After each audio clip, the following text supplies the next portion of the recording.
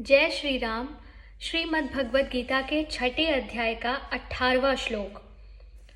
अब तक ध्यान योग में उपयोगी आहार विहार आदि नियमों का वर्णन करने के बाद अब निर्गुण निराकार के ध्यान योगी की अंतिम स्थिति का लक्षण बतलाते हैं।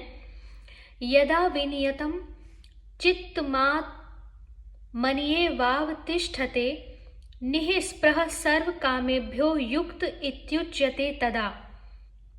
अर्थात अत्यंत वश में किया हुआ चित्त जिस काल में परमात्मा में ही भली भांति स्थित हो जाता है, उस काल में संपूर्ण भोगों से स्पृहा रहित पुरुष योग युक्त है, ऐसा कहा जाता है। प्रश्न है कि चित्तम के साथ विनियतम विशेषण देने का क्या प्रयोजन है और उसका परमात्मा में ही भली भांति स्थित होना क्या है।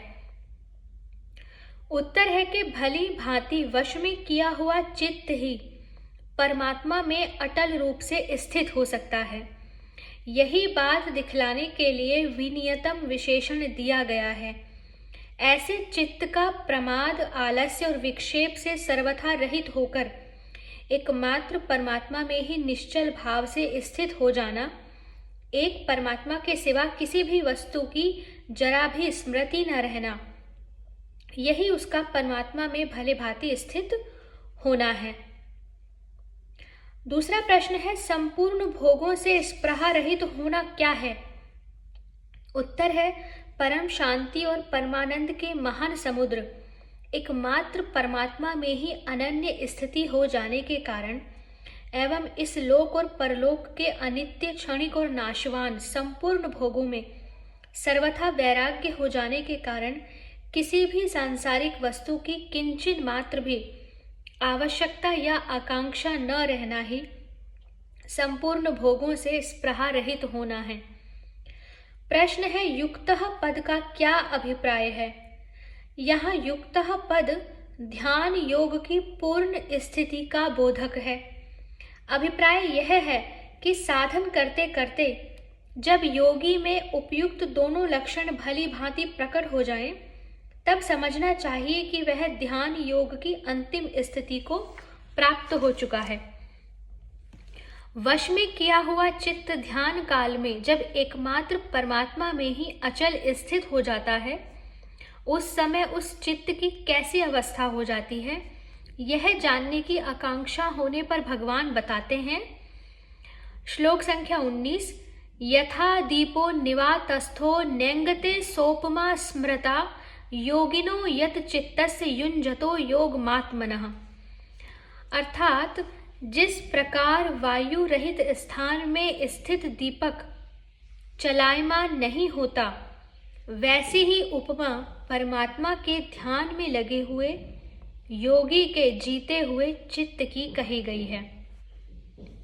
प्रश्न है, यहाँ दीप शब्द किसका वाचक है और निश्चलता का भाव दिखलाने के लिए पर्वत आदि अचल पदार्थों की उपमा न देकर जीते हुए चित्त के साथ दीपक की उपमा देने का क्या अभिप्राय है। उत्तर है, यहाँ दीप शब्द प्रकाशमान दीप शिखा का वाचक है। पर्वत आदि पदार्थ प्रकाशहीन हैं एवं स्वभाव से ही अचल हैं, इसलिए उनके साथ चित्त की समानता नहीं है। परंतु दीप शिखा चित्त की भांति प्रकाशमान और चंचल है, इसलिए उसी के साथ मन की समानता है। जैसे वायु न लगने से दीप शिखा हिलती डुलती नहीं, उसी प्रकार वश में किया हुआ चित्त भी ध्यान काल में सब प्रकार से सुरक्षित होकर हिलता डुलता नहीं। वह अविचल दीप शिखा की भांति समभाव से प्रकाशित रहता है।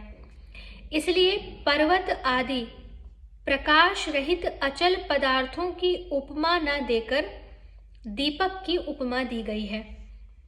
प्रश्न है कि चित्त के साथ यत शब्द न जोड़कर केवल चित्तस्य कह देने से भी वही अर्थ हो सकता था, फिर यत चित्तस्य के प्रयोग का क्या अभिप्राय है। इसका उत्तर है कि जीता हुआ चित्त ही इस प्रकार परमात्मा के स्वरूप में अचल ठहर सकता है वश में न किया हुआ नहीं ठहर सकता। इसी बात को दिखलाने के लिए यत शब्द दिया गया है। इस प्रकार ध्यान योग की अंतिम स्थिति को प्राप्त हुए पुरुष के और उसके जीते हुए चित्त के लक्षण बतला देने के बाद अब 3 श्लोकों में ध्यान योग द्वारा सच्चिदानंद परमात्मा को प्राप्त पुरुष की स्थिति का वर्णन करते हैं। श्लोक संख्या 20। यत्रो परमते चित्तम निरुद्धम योग सेवया यत्र चैवात्मनात्मानं पश्यन्नात्मनि तुष्यति। यत्रो परमते चित्तम निरुद्धम योग सेवया यत्र चैवात्मनात्मानं पश्यन्नात्मनि तुष्यति। अर्थात योग के अभ्यास से निरुद्ध चित्त जिस अवस्था में उपराम हो जाता है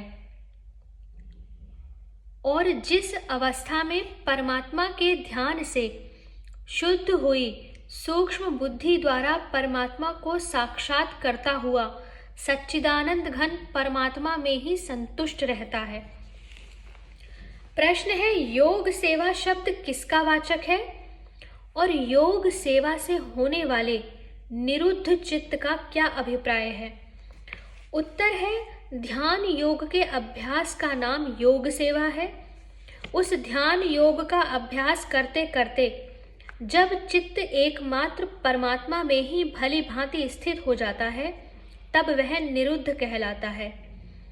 इस प्रकार परमात्मा के स्वरूप में निरुद्ध हुए चित्त का उपरत होना क्या है? उत्तर है कि जिस समय योगी का चित्त परमात्मा के स्वरूप में सब प्रकार से निरुद्ध हो जाता है उसी समय उसका चित्त संसार से सर्वथा उपरत हो जाता है। फिर उसके अंतःकरण में संसार के लिए कोई स्थान ही नहीं रहता। यद्यपि लोक दृष्टि में उसका चित्त समाधि के समय संसार से उपरत और व्यवहार काल में संसार का चिंतन करता हुआ सा प्रतीत होता है, किंतु वास्तव में उसका संसार से कुछ भी संबंध नहीं रहता। यही उसके चित्त का सदा के लिए संसार से उपरत हो जाना है। प्रश्न है, यहाँ यत्र किसका वाचक है? उत्तर है, जिस अवस्था में ध्यान योग के साधक का परमात्मा से संयोग हो जाता है अर्थात उसे परमात्मा का प्रत्यक्ष हो जाता है और संसार से उसका संबंध सदा के लिए छूट जाता है, तथा 23वें श्लोक में भगवान ने जिसका नाम योग बतलाया है उसी अवस्था विशेष का वाचक यहाँ यत्र शब्द है। अगला प्रश्न है, यहाँ एव शब्द का क्या अभिप्राय है? उत्तर है कि एव का प्रयोग यहाँ परमात्म दर्शन जनित आनंद से अतिरिक्त अन्य सांसारिक संतोष के हेतुओं का निराकरण करने के लिए किया गया है। अभिप्राय यह है कि परमानंद और परम शांति के समुद्र परमात्मा का साक्षात्कार हो जाने पर योगी सदा सर्वदा उसी आनंद में संतुष्ट रहता है। उसे किसी प्रकार के भी सांसारिक सुख की किंचिन मात्र भी आवश्यकता नहीं रहती। प्रश्न है, जिस ध्यान से परमात्मा का साक्षात्कार होता है उस ध्यान का अभ्यास कैसे करना चाहिए? उत्तर है, एकांत स्थान में पहले बतलाए हुए प्रकार से आसन पर बैठकर मन के समस्त संकल्पों का त्याग करके इस प्रकार धारणा करनी चाहिए। एक विज्ञान आनंद घन पूर्ण ब्रह्म परमात्मा ही है, उसके सिवा कोई वस्तु है ही नहीं, केवल एकमात्र वही परिपूर्ण है। उसका यह ज्ञान भी उसी को है क्योंकि वही ज्ञान स्वरूप है। वह सनातन, निर्विकार, असीम, अपार, अनंत, अकल और अनवद्य है।